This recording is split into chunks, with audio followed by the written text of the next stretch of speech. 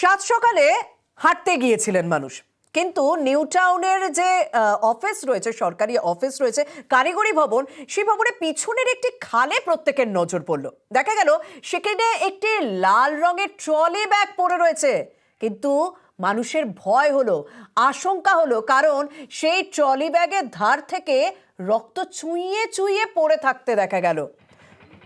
স্বাভাবিকভাবে এলাকার মানুষ ভয় পেলেন, তারা পুলিশে খবর দিলেন। সেখানে পৌঁছে গেলেন টেকনোসিটি থানার পুলিশ। গিয়ে ট্রলি ব্যাগ খুলতেই চক্ষু চড়ক গাছ, দেখা গেল এক বৃদ্ধের দেহ সেই ট্রলি ব্যাগে। সরকারি ভবন, কারিগরি ভবনের পিছনে খালে একটি ট্রলি ব্যাগে বন্দি দেহ দেখে চক্ষু চড়ক গাছ প্রত্যেকের। খুন করে দেহ লোপাটের চেষ্টা, প্রাথমিক অনুমান তো তাই ছিল, কিন্তু তদন্ত প্রক্রিয়া যত এগোলো তখন বিষয়টি পুরো নিশ্চিত হলো যে না, খুন করে দেহ লোপাট করতে ট্রলি ব্যাগ সেখানে ফেলে যাওয়া হয়েছে। আস্তে আস্তে বৃদ্ধর পরিচয়ও জানা গেল কামারহাটির বাসিন্দা।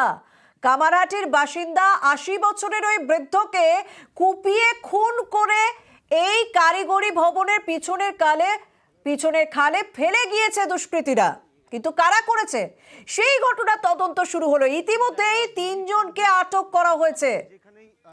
ঘটনায় তিনজনকে আটক করা হয়েছে। পটাশপুর থেকে সৌম্য জানা নামে এক ব্যক্তিকে আটক করা হয়েছে। সৌম্য জানা ব্যাংক কর্মী, তার চালক, তার যে গাড়ির চালক, তাকেও আটক করা হয়েছে। অন্যদিকে ওই বৃদ্ধের পাতানো নাতনি, তাকেও জিজ্ঞাসাবাদের জন্য আটক করা হয়েছে। তার তদন্ত কিন্তু ইতিমধ্যেই পুলিশের তরফ থেকে নামা হয়েছে।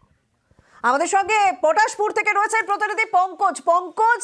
এই সৌম্য জানা, তাকে আটক করা হয়েছে পটাশপুর থেকে, তার চালককেও আটক করা হয়েছে, কিন্তু প্রাথমিকভাবে তাদের কাছ থেকে কি কি তথ্য পাওয়া গেল? এই সৌম্য জানা কোথা থেকে কোথায় যাচ্ছিল, কেন যাচ্ছিল, সেই সম্পর্কে কোনো তথ্য?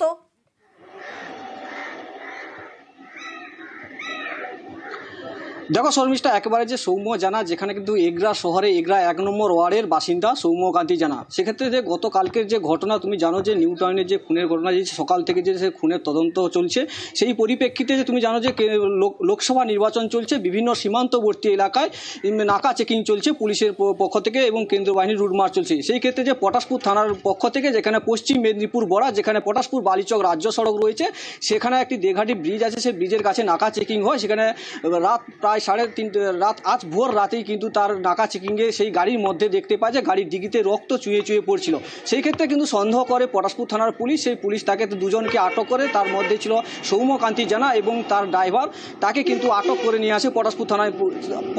সেক্ষেত্রে পটাশপুর থানার পুলিশ এবং যে এগরা মহকুমার এসডিপিও সহ যে এসআই রয়েছে, তাদেরকে নিয়েই কিন্তু তারা তদন্ত করছে। তার মানে বিষয়টা এরকম যে ভোটের কারণে যেহেতু বিভিন্ন জায়গায় নাকা তল্লাশি চলছে, তাই সেরকমই নাকা তল্লাশি চলছিল, কিন্তু একটি গাড়ির ডিকি থেকে রক্ত চুইয়ে পড়তে দেখে তখন পুলিশের সন্দেহ হয়, তখন এই সৌম্য জানাকে গ্রেপ্তার করা হয়। তো সেই সৌম্য জানাকে যখন গ্রেপ্তার